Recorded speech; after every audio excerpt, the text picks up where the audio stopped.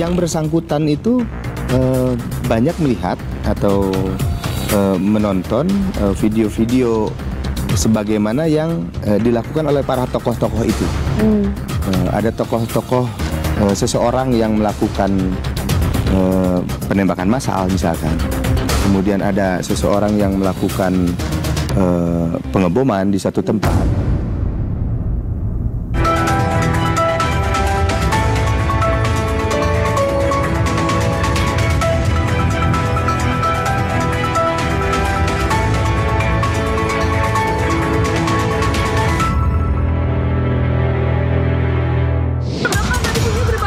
Kasus ledakan di SMA Negeri 72 Jakarta jadi alarm bahaya anak terpapar konten kekerasan di media sosial. Komisi Anak Indonesia mengungkap, kasus Bilqis hanyalah puncak gunung es maraknya penculikan dan praktik pidana perdagangan anak di Indonesia. Kami akan mengajak Anda mengarungi derasnya Sungai Kayan yang berjuluk Heart of Borneo dengan kawasan hutan primer terluas di Asia Tenggara bersama tim ekspedisi Wanadri. Selamat datang di 60 Menit Special Report, membuka mata, mengungkap fenomena. Bersama saya, Ihsan Sitorus. Kita simak sorotan pertama, saudara. Polisi menyebut anak berkonflik dengan hukum dalam kasus ledakan di SMA Negeri 72 Jakarta mengalami perubahan perilaku karena terpapar konten kekerasan di media sosial. Sementara kriminolog menilai paparan ideologi dan pengalaman sosial pelaku berpotensi membentuk perilaku berulang di masa depan. Woi, di Mosa kenapa tuh? Sumpah di belakang tadi sini gede banget itu tuh. Tragedi ledakan di SMA Negeri 72 Jakarta menyisakan luka dan trauma mendalam. Sekolah yang semestinya ruang aman bagi siswa, kini seakan menjadi arena menakutkan. Alarm ruang aman pun dipertanyakan. Polda Metro Jaya mengungkap, ledakan yang terjadi 7 November lalu dilakukan oleh anak berkonflik dengan hukum. Pelaku diduga bertindak karena kurang dukungan emosional dan tidak punya tempat bercerita. Kapolda Metro Jaya menyebut, pelaku yang merupakan siswa SMA Negeri 72 Jakarta terindikasi mengalami perubahan perilaku dan terpapar konten kekerasan secara daring. Polisi masih menyelidiki apakah ada pihak lain yang terlibat maupun motif lain. Akibat peristiwa tersebut, puluhan orang mengalami luka-luka. Berdasarkan hasil penyelidikan, sementara anak yang berkonflik dengan hukum atau yang disingkat ABH yang terlibat dalam ledakan tersebut diketahui merupakan seorang siswa SMA aktif yang bertindak secara mandiri dan tidak terhubung dengan jaringan teror tertentu. ABH yang terlibat dalam kasus ledakan ini dikenal sebagai pribadi yang tertutup, jarang bergaul, dan dia juga memiliki ketertarikan pada konten kekerasan serta hal-hal yang ekstrim. Sementara, Kabid Humas Polda Metro Jaya mengungkap telah meminta keterangan sejumlah saksi dan anak yang berkonflik dengan hukum. Diminta beberapa keterangan saksi, baik itu anak sebagai saksi dan anak yang berhadapan dengan hukum, tetapi kita harus melihat prioritas utama adalah bagaimana memulihkan kondisi medis dan psikis, khususnya anak yang berkonflik dengan hukum. Yang pertama, kami menegaskan kejadian ini tidak terkait tentang jaringan teror. Itu kita tekankan untuk memberikan informasi kepada seluruh masyarakat agar tidak simpang siur. Yang kedua, motif ini terbawa dari persoalan pribadi, murni dari pribadi yang bersangkutan. Nah, ini juga masih proses pendalaman, mengingat kondisi anak berkonflik dengan hukum ini juga dalam proses pemulihan. Hingga Kamis 13 November, 24 korban ledakan di SMA Negeri 72 Jakarta masih menjalani perawatan di Rumah Sakit Islam Cempaka Putih dan Rumah Sakit Yarsi. Korban mengalami gangguan pendengaran hingga 90% akibat suara ledakan yang dahsyat. Bahkan, sebagian korban luka bakar dan kerusakan membran telinga harus dioperasi. Kami juga mulai melakukan asesmen lebih mendalam. Jadi 3 hari pertama itu fokusnya adalah untuk menyelamatkan jiwa. Namun sekarang masuk ke dalam membahas masalah potensi kecacatan saya ingin merevisi nih, karena sebelumnya dikatakan masalah gangguan pendengaran itu sekitar 75%, tapi ternyata lebih dari 90% ada gangguan pada pendengaran. Adalah karena trauma akustik ya, akibat suara yang dahsyat yang keluar dari sana. Kementerian Pemberdayaan Perempuan dan Perlindungan Anak turut menangani pemulihan psikis anak-anak korban ledakan dengan melibatkan psikolog, orang tua, serta pengajar di SMA Negeri 72. Karena yang dilakukan pendampingan ini bukan hanya sekarang yang sedang sakit, guru, orang tua, dan juga siswa lain yang ada di sekolah itu menurut saya sangat penting dilakukan pendampingan. Jadi pendampingan psikologis ini yang utama bagi kami, dan besok kita akan berkoordinasi lebih lanjut baiknya apa yang kita lakukan untuk anak-anak, ya, untuk keluarga dan juga untuk guru-guru. Sementara, kegiatan belajar mengajar di SMA Negeri 72 Jakarta dilaksanakan secara daring sejak 10 November lalu. Area sekolah pun masih dalam penjagaan ketat aparat. Pembelajaran tatap muka akan dilaksanakan setelah kondisi fisik dan mental siswa sepenuhnya pulih. Ledakan di SMA Negeri 72 Jakarta memantik perhatian publik sepekan terakhir. Polisi menemukan 7 bahan peledak rakitan, 4 diantaranya sempat meledak dan 3 lainnya diamankan dalam kondisi aktif. Jumat pagi 7 November 2025, aktivitas di SMA Negeri 72 Jakarta tampak berjalan normal. Langkah siswa, suara tawa di koridor menjadi irama rutin yang akrab di telinga, hingga tragedi ledakan mengubah suasana menjadi genting. Dari rekaman CCTV milik warga, berawal dari siswa berinisial ABH terlihat melintas menuju sekolah menggunakan sepeda motor, membawa ransel dan tas biru. Pukul 6:28, CCTV sekolah merekam ABH memasuki lingkungan SMA Negeri 72 Jakarta. Langkah tenang seolah tak ada yang berbeda. Di koridor, ABH sempat berpapasan dengan guru. Menjelang waktu sholat Jumat, pukul 11:44, ABH menuju masjid sekolah. Ia sempat berdiri di depan masjid, menatap sekitar seperti tengah mengamati sesuatu. Pukul 12:05, ABH melepas seragamnya. Ia berganti pakaian dan membawa sebuah senjata mainan di tangannya, lalu berjalan lagi menuju masjid. Tak lama kemudian, sebuah cahaya merah tampak dari dalam masjid. Asap putih membubung, suasana berubah genting membuat semua panik. Pagi yang semula ceria berubah menjadi siang duka. Tragedi yang meninggalkan luka dan mengundang tanya publik. Polisi temukan senjata mainan yang dibawa pelaku, bertuliskan dan simbol-simbol yang kerap digunakan kelompok ekstremis kulit putih seperti 14 Words, Agartha, serta nama-nama pelaku teror bersenjata di luar negeri. Kemunculan simbol-simbol itu menunjukkan adanya paparan ideologi kekerasan lintas negara yang menyebar lewat internet. Awalnya kan kita menduga itu senjata api kan. Sebenarnya itu bukan senjata api. Nah, di senjata itu ada tulisan-tulisan. Lalu kemudian dinamain senjatanya? Iya, ada tulisan dari tentara Indonesia kan. Ini kan kemudian kami gali siapa nih, gitu kan gitu. Ternyata ini ada benang merah dengan hasil olah digital terhadap perangkat yang kami temukan di rumah yang bersangkutan. Apa maksudnya gimana? Ada handphone, laptop gitu kan.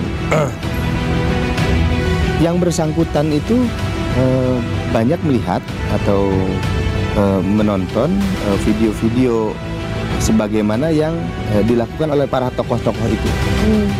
Ada tokoh-tokoh seseorang yang melakukan penembakan massal misalkan. Kemudian ada seseorang yang melakukan pengeboman di satu tempat. Dan 6 orang ini adalah tokoh pelaku kekerasan. Pelaku kekerasan yang itu cukup menarik perhatian publik ya. Ya bisa dikatakan cukup terkenal lah di dunia gitu kan. Densus 88 Anti Teror Polri menyebut pelaku belum dapat dikategorikan sebagai bagian dari jaringan terorisme terstruktur. Terkait dengan jaringan teror, baik itu global, regional maupun domestik, dan sampai dengan saat ini tidak ditemukan adanya aktivitas terorisme yang dilakukan oleh ABH. Jadi murni tindakan yang dilakukan adalah tindakan kriminal umum ya. Jadi kalau di dalam komunitas kekerasan ini ada istilah memetic violence daring. Akan tetapi sekali lagi yang bersangkutan hanya melakukan copycat atau peniruan saja, karena itu sebagai inspirasi yang bersangkutan melakukan tindakan. Jadi tidak ada kaitan dengan jaringan apapun, sehingga di dalam analisa Densus 88 kejadian ini belum termasuk tindak pidana terorisme. Sementara, kriminolog UI Dewan Pakar Apsifor, Adrianus Meliala, menyebut paparan ideologi dan pengalaman sosial pelaku berpotensi bentuk pola perilaku berulang di masa depan. Jadi saya tidak sepakat ya terhadap hasil rilis Polda yang mengatakan bahwa si ABH ini itu tidak memiliki kaitan dengan kelompok teror manapun. Dan kesannya bahwa kalau dia tidak memiliki kaitan lalu oke gitu. Lalu persoalan menjadi lebih kurang serius. Jangan lupa bahwa yang hari ini anak-anak, maka 5-10 tahun ke depan dia menjadi orang dewasa. Yang hari ini adalah satu sensasi bagi dia, maka 5-10 tahun lagi akan jadi value. Akan menjadi direction dia dalam rangka berperilaku. Maka saya kira dalam hal ini tidak bisa kemudian kita pandang enteng ya. Apalagi kalau kemudian juga kita menduga ABH ini bukan sendiri, dalam arti bahwa kemungkinan ada anak-anak lain yang memiliki situasi kurang lebih sama, punya imajinasi yang liar gitu ya. Tambah lagi kemudian kena bully, maka jadilah dia kemudian pribadi yang ketika meledak lalu menjadi tak terkontrol seperti dikatakan oleh Bu Retno. Wakil Menteri Pemberdayaan Perempuan dan Perlindungan Anak Veronica Tan menekankan pentingnya peran sekolah dan keluarga mencegah anak terpapar kekerasan dan ideologi berbahaya. Namun, proses hukum tetap berjalan sesuai mekanisme peradilan anak. Selalu mengawal agar seluruh proses terhadap anak berhadapan dengan hukum berjalan ramah anak dan sesuai Undang-Undang Sistem Peradilan Pidana Anak. Nah, ini memang masih dalam penyidikan kepolisian, jadi kita tidak tahu anak ini sebenarnya bermasalah apa dan diduga kesepian dan mungkin tidak adanya komunikasi dengan lingkungan keluarga ataupun lingkungan sekolah. Tapi hak-hak dasar seperti pendampingan psikolog, pekerja sosial, paralegal, pemisahan dari orang dewasa, serta kerahasiaan identitas pasti harus terpenuhi. Tragedi ledakan SMA Negeri 72 Jakarta menjadi alarm ruang aman sekolah, di mana sekolah harus menjadi tempat tumbuh dan aman bagi anak, bukan arena kekerasan. Saudara, Komisi Perlindungan Anak Indonesia mengungkap kasus penculikan balita Bilqis hanyalah puncak gunung es dari maraknya kasus penculikan dan perdagangan anak di Indonesia. Selengkapnya, usai jeda. Itu setidaknya saya sangat mudah menemukan misalnya adopsi bayi Jawa Tengah dengan pengikut ada 3.000 gitu ya. Kemudian ada adopsi bayi wilayah Tangerang dengan pengikut 2.000. Yang mengungkap kasus Bilqis hanyalah puncak gunung es dari maraknya penculikan dan perdagangan anak di Indonesia.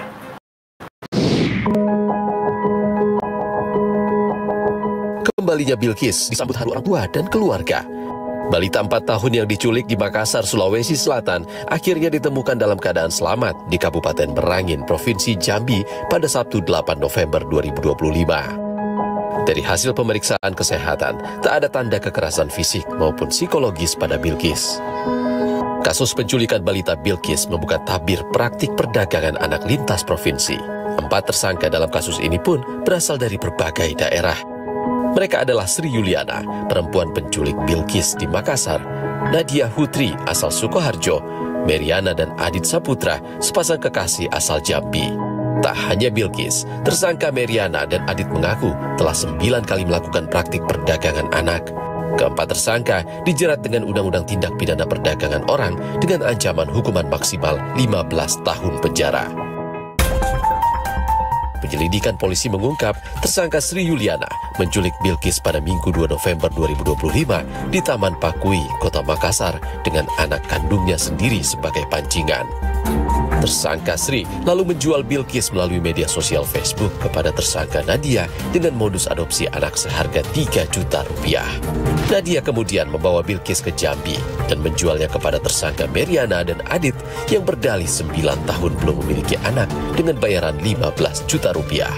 Tak berhenti di situ, Meriana dan Adit kemudian menjual lagi Bilqis kepada warga pedalaman Jambi seharga 80 juta rupiah. Dugaan keterlibatan warga pedalaman di kasus penculikan Bilqis pun memunculkan tanda tanya besar. Konsultan Yayasan Lentera Anak Reza Indragiri pun mendesak polisi mengurai lebih dalam pihak lain yang secara tidak langsung terlibat dalam penculikan Bilqis. Andaikan dalam kasus ini anak ditemukan dalam komunitas adat tertentu, kita patut bertanya, kenapa bisa berulang seperti ini? Apakah komunitas tersebut menjadi tempat transit? Apakah komunitas tersebut, saya tidak tahu seperti apa, itu yang juga perlu ditelaah. Apakah mereka paham betul bahwa yang terjadi sesungguhnya adalah situasi pidana dan pihak-pihak yang terlibat di dalamnya harus diminta pertanggungjawaban secara hukum. Apakah komunitas-komunitas adat semacam itu paham tidak? Jadi tidak kemudian katakanlah gampang terkelabui oleh pihak manapun yang mungkin lebih paham tentang hukum, yang mungkin punya itikat jahat dengan melibatkan sekian banyak pihak untuk kemudian mempersulit otoritas penegakan hukum untuk menuntaskan pengungkapan kasus ini.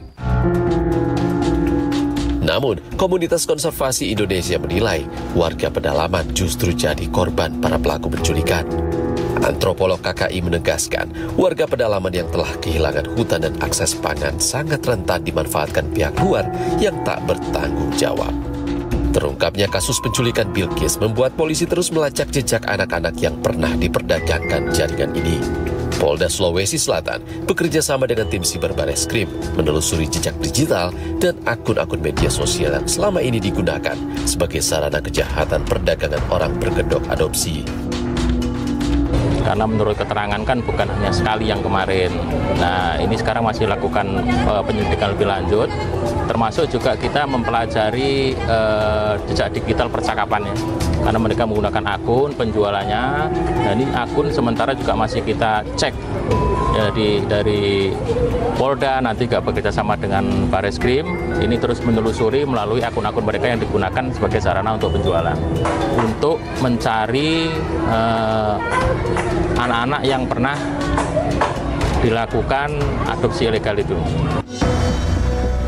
Polrestabes Makassar pun membentuk tim khusus untuk menelusuri jejak para pelaku lain yang diduga terlibat. Tak menutup kemungkinan ada tersangka baru yang akan terjerat. Ya, dari kita Polrestabes atas perintah Bapak Kapolda Sulsel melalui Bapak Kapolrestabes, kita sudah bentuk tim khusus untuk pengembangan terhadap perkara ini. Ya, dari hasil pengawasan sementara kita sudah mendeteksi adanya korban-korban dari tempat lain selain dari Sulawesi Selatan. Ini semuanya masih kita dalami. Mereka ini melibatkan jaringan dari berbagai wilayah, ya, lintas provinsi. Ya, kita masih dalami juga adanya tersangka-tersangka lainnya. Kasus Bilqis hanyalah puncak gunung es dari maraknya praktik penculikan dan perdagangan anak di Indonesia. Polsek Pesanggerahan bekerja sama dengan Polres Metro Jakarta Selatan dan Polda Metro Jaya kini tengah mencari Alvaro, bocah 6 tahun yang hilang sejak 6 Maret silam. Publik pun sempat digegerkan setelah Polda Jawa Barat mengungkap kasus penjualan belasan bayi ke Singapura dengan nilai transaksi mencapai ratusan juta rupiah. Sejak 2021 hingga 2025, Komisi Perlindungan Anak Indonesia menerima 144 aduan kasus penculikan anak. Sebagian besar kasus penculikan berujung pada adopsi ilegal melalui media sosial dengan korban didominasi anak-anak berusia di bawah 5 tahun. Wakil Ketua KPAI mengungkap, grup-grup media sosial yang berkaitan adopsi anak perlu diwaspadai karena bisa menjadi pintu masuk modus penculikan dan perdagangan anak. Itu setidaknya saya sangat mudah menemukan misalnya adopsi bayi Jawa Tengah dengan pengikut ada 3.000 gitu ya. Kemudian ada ikhtiar bumil dan adopter dengan pengikut 7.000. Kemudian ada adopsi bayi wilayah Tangerang dengan pengikut ribu. Jadi memang modus dan model penculikan atau penjualan bayi ini memang terus berkembang ya, termasuk juga yang di Makassar ini saya kira dengan cara mendekatkan anak korban ini melalui anaknya juga. Ini saya kira ini satu bentuk baru yang dipakai oleh sindikat perdagangan orang gitu, Bang Ihsan. Kriminolog Universitas Indonesia Hanifah Hasna menambahkan, menjamurnya grup-grup adopsi anak di media sosial Facebook berpotensi jadi pasar gelap yang memudahkan sindikat perdagangan anak melancarkan aksinya. Adanya pasar gelap yang dianggap sangat menguntungkan. Jadi mereka tidak perlu melakukan perdagangan secara offline, tapi mereka hanya melakukan penawaran secara online. Dan ini sudah ada semuanya, baik dari perekrutan, penampungan, sampai ke transaksi penjualan. Kembalinya Bilqis ke pangkuan keluarga setelah menjadi korban tindak perdagangan anak membawa lega. Namun, di saat yang bersamaan membuka tabir praktik perdagangan anak di Indonesia masih marak terjadi. Tetaplah di 60 menit special report, saudara. Usai jeda kami akan ajak Anda mengarungi derasnya Sungai Kayan di jantung Borneo bersama tim ekspedisi Wanadri. Baru saja kita selesai scouting untuk menentukan titik-titik di mana standby rescue, jalur yang akan dilalui di mana, strateginya seperti apa, dan habis dari mana antar personnya dan komunikasinya seperti apa. Terbesar di dunia, memiliki kekayaan alam melimpah dengan hamparan hutan tropis dan sungai yang jadi sumber kehidupan masyarakat. Kami akan mengajak Anda mengarungi derasnya Sungai Kayan yang berjuluk The Heart of Borneo yang memiliki hutan primer terluas di Asia Tenggara bersama tim ekspedisi Wanadri.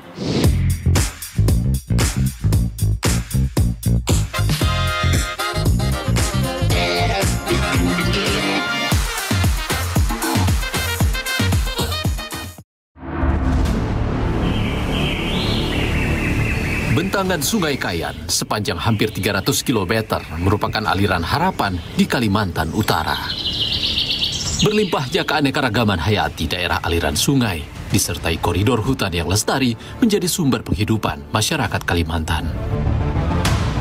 Setiap jengkal sungai terbesar di Kalimantan Utara itu berhasil diarungi oleh perhimpunan penempuh rimba dan pendaki gunung atau Wanadri. Bukan sekadar pengarungan biasa, irama deras aliran Sungai Kayan menemani 18 personel Wanadri menelusuri jejak kehidupan di jantung Kalimantan. Tim ekspedisi Kayan menyusuri setiap desa seperti Desa Datadian dan berakhir di Desa Longpelban, Bulungan. Perjalanan sejauh 282 km ini meninggalkan cerita inspirasi penuh makna. Tim ekspedisi olahraga arus deras Wanadri asal Bandung ini tak gentar menghadapi berbagai tantangan, menyusuri Sungai Kayan Hulu, menyambangi desa-desa terpencil.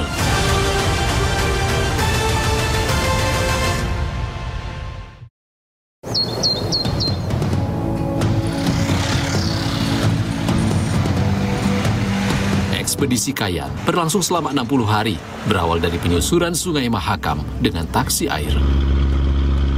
Tim Wanadri membawa logistik memulai menghubungkan daerah terpencil yang hanya bisa diakses melalui jalur air. Setelah menempuh ratusan kilometer di atas taksi air, sejak akhir Juni lalu, tim melanjutkan perjalanan menggunakan longboat dari Longbagun menuju kilometer 122 selama 1 hari. Longboat menjadi satu-satunya moda transportasi yang mampu membawa tim ekspedisi melintasi perairan menembus hutan yang kian rapat dan sunyi. Kami pun terbawa arus hening memasuki wilayah pedalaman. Tiba di kilometer 122, hari berganti. Perjalanan berlanjut menggunakan kendaraan off-road menuju Desa Datadian selama 4 hari. Tim harus melintasi medan berat, jalan tanah berlumpur. Selama perjalanan menuju pedalaman Kayan, tim ekspedisi sempat singgah sejenak di Longnawang pada awal Juli.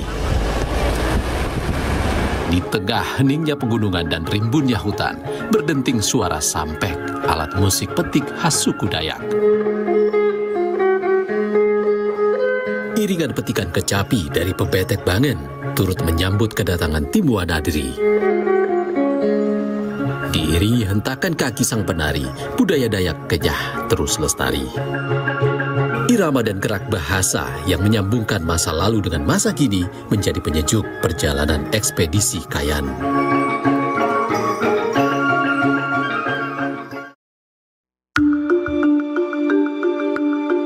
Tiga hari berselang, akhirnya tim ekspedisi tiba di Desa Datadian. Persiapan logistik kembali dilakukan agar semua kebutuhan terpenuhi. Tak hanya pengarungan sungai, tim ekspedisi Wanadri turut membawa misi layanan kesehatan.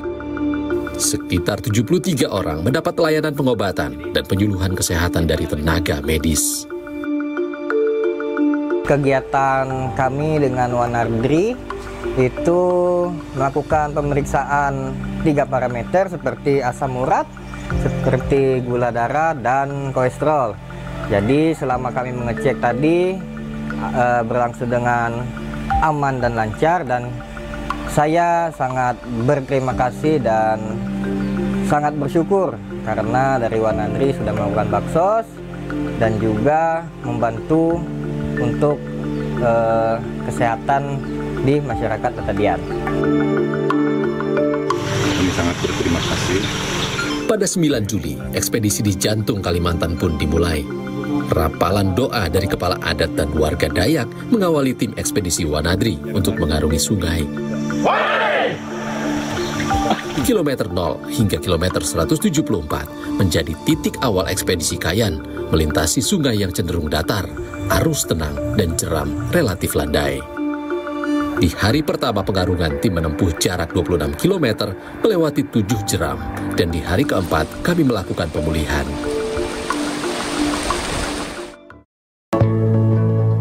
Esoknya, tim ekspedisi Wanadri kembali melakukan pengarungan sampai di kilometer 155 hulu Giram Teku, melewati 5 jeram, diantaranya Giram Kiap, Baru, Pasir Putih, dan Giram Sungan. Disinilah tim memutuskan untuk lining perahu dan portaging kayak mengikat perahu ke tepian sungai dengan tali. Usai melewati proses lining, kami melanjutkan pengarungan di kilometer 164 dengan melintasi Giram Talang dan Busang. Hingga di hari ke-10, pengarungan kami mencapai Giram Embun, kilometer 174. Di tahap awal, dari kilometer 0 sampai kilometer 174, kami menempuh dalam waktu 10 hari. Di situ ada beberapa jeram besar yang kita lewatin, diantaranya ada Giram Baru, Giram Sungan, Giram Pasir Putih, kemudian Giram Kiap, Giram Teku, Giram Busang, dan Giram Talang. Ekspedisi Sungai Kayan, Kalimantan Utara oleh tim Wanadri bukan tanpa alasan. Sampai di titik kilometer 174, tim melakukan pendataan ekosistem sungai, dokumentasi keanekaragaman hayati dan budaya untuk meningkatkan kesadaran pelestarian lingkungan yang kian terancam.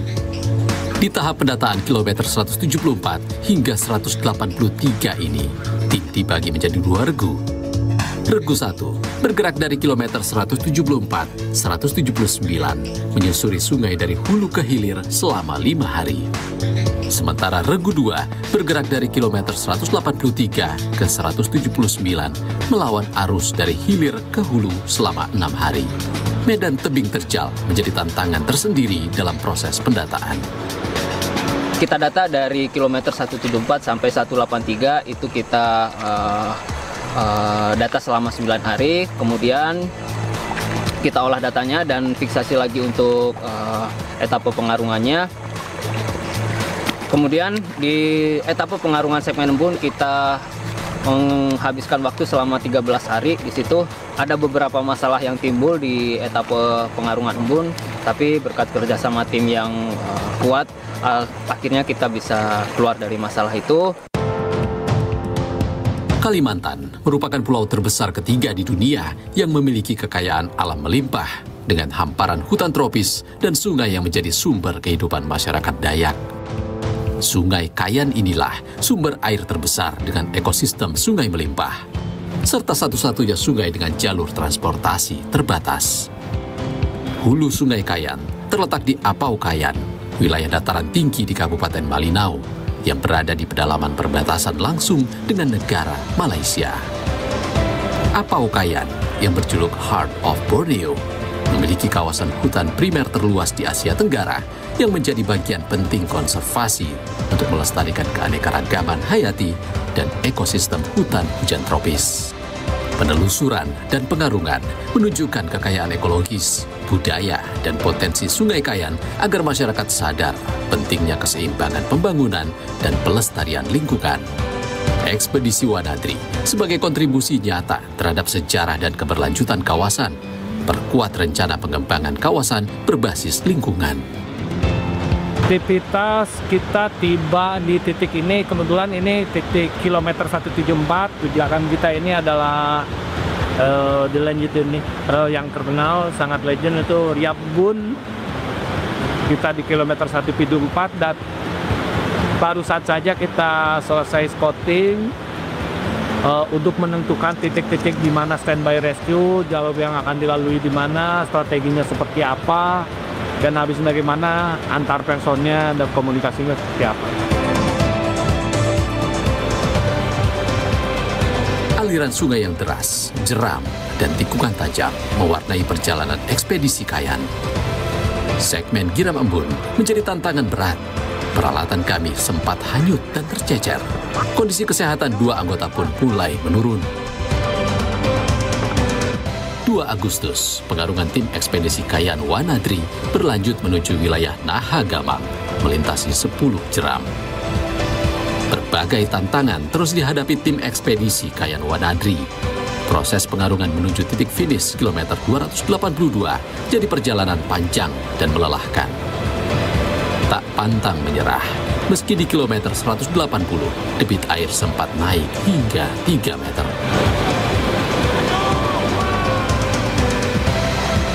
Tim ekspedisi pun melakukan proses pelambungan melalui jalur darat dengan membawa peralatan pengarungan di kilometer 180 hingga 193. Ratusan kilometer masih harus ditempuh untuk sampai di titik finish.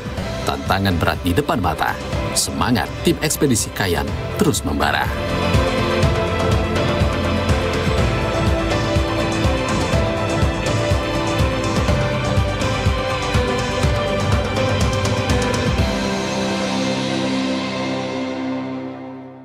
Saudara, meski ekspedisi Sungai Kayan tak selalu berjalan mulus dan penuh risiko, namun penuh makna menjaga pelestarian lingkungan. Selengkapnya usai jeda. Jeram dari Musang Tinggang sampai ke Longpelban berhasil saya lewati semua tanpa ampun dan tanpa lewat. Wanadri. Plus dayung patah ya. Plus dayung patah, bonus.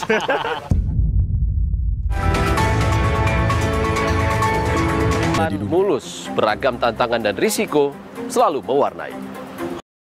Namun rangkaian panjang ekspedisi Kayan Wanadri bukan soal tantangan semata, namun juga menjaga ekologis dan juga budaya serta potensi Sungai Kayan sebagai pelestarian lingkungan.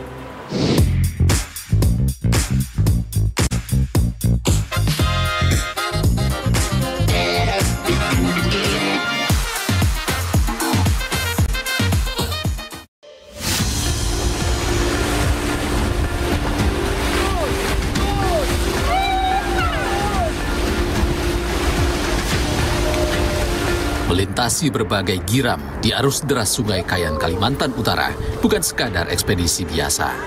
Giram Embun menjadi legenda Sungai Kayan yang sulit terpecahkan. Perjalanan ekspedisi Kayan tak selalu berjalan mulus. Berbagai tantangan dan risiko mewarnai. Di kilometer 180 hingga 193, tim ekspedisi Kayan melakukan proses pelampungan melalui jalur darat dengan membawa logistik. 2 tim sempat terpisah hingga 15 Agustus kembali bertemu di pos 2. Momen ini menjadi titik balik, semangat menaklukkan arus deras menuju desa Longpelban. Evakuasi logistik kembali dilanjutkan dan tiba di Busang Tinggang 19 Agustus. Segmen yang diwaspadai, segmen Puntulilir ini kurang lebih sepanjang 107 dari kilometer 174 hingga kilometer 192. Panjang sungai berarti jarak sungainya kurang lebih 18 km. Diharapkan tidak banyak mendapatkan kesulitan, kita bisa melewatinya dengan baik, dengan lancar. Sungai Kayan, Desa Longpelban, Kalimantan Utara memiliki kekayaan alam melimpah. Hasil hutan dan sungai menjadi mata pencaharian warga lokal, bahkan pendatang. Di kedalaman air sungai yang deras, berbagai ikan air tawar menjadi penopang hidup masyarakat adat. Demi menjaga ekosistem sungai, mereka memilih menggunakan alat pancing sederhana. Sementara hasil hutan kayu gaharu dimanfaatkan sebagai mata pencaharian oleh pendatang dari Kalimantan Tengah, Lombok, dan Pulau Jawa.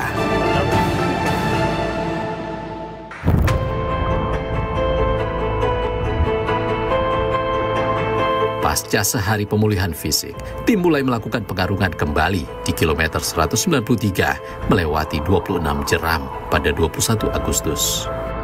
Mendekati titik finish, arus sungai kian menantang. Perahu tim ekspedisi Kayan sempat terbalik dan terbawa arus.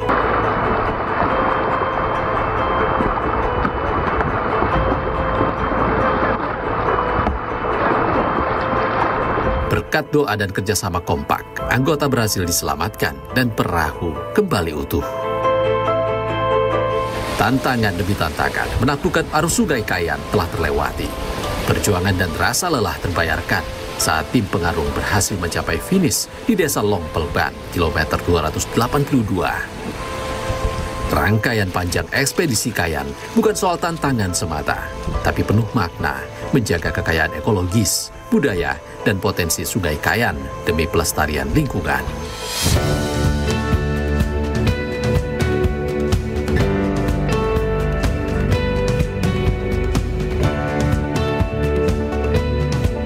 Jadi Nahagamang ini biasa orang sebut segmen akhir dari segmen embun. Dari Nahagamang sampai ke Longpelban kita tempuh selama 2 hari. Jadi total pengarungan dari kilometer 0 sampai kilometer 282 45 hari.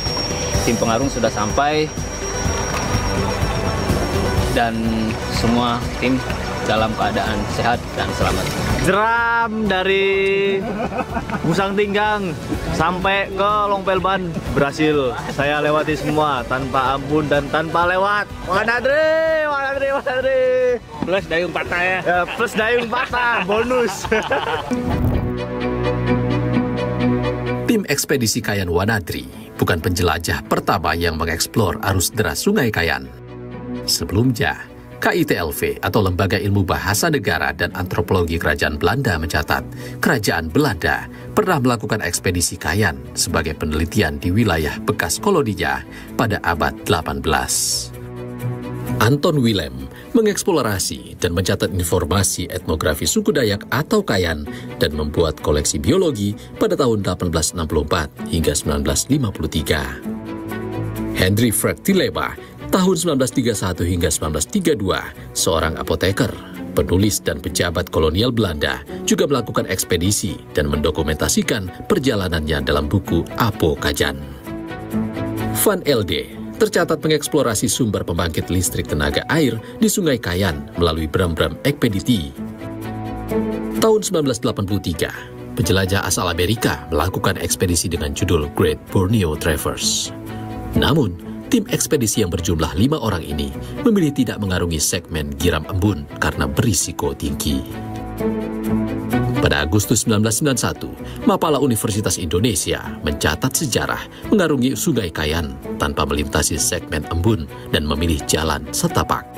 Di tahun 2025, Perhimpunan Penempuh Rimba dan Pendaki Gunung Wanadri asal Bandung berhasil menaklukkan sebagian Giram Embun yang menjadi legenda Sungai Kayan.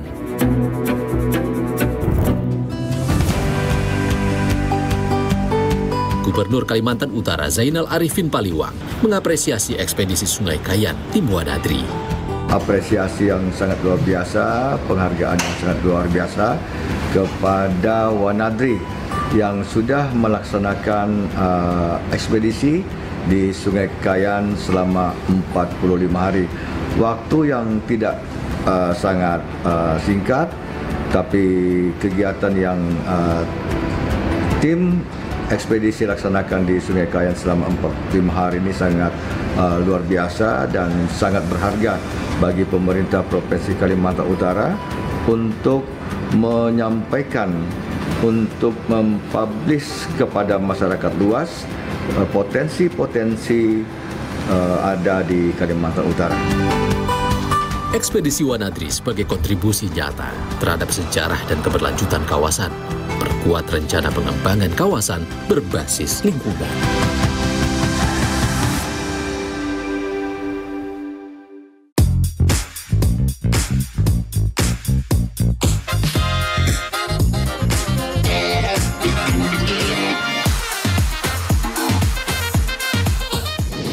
Saudara, informasi tadi menjadi penutup perjumpaan kita di 60 menit Special Report edisi kali ini.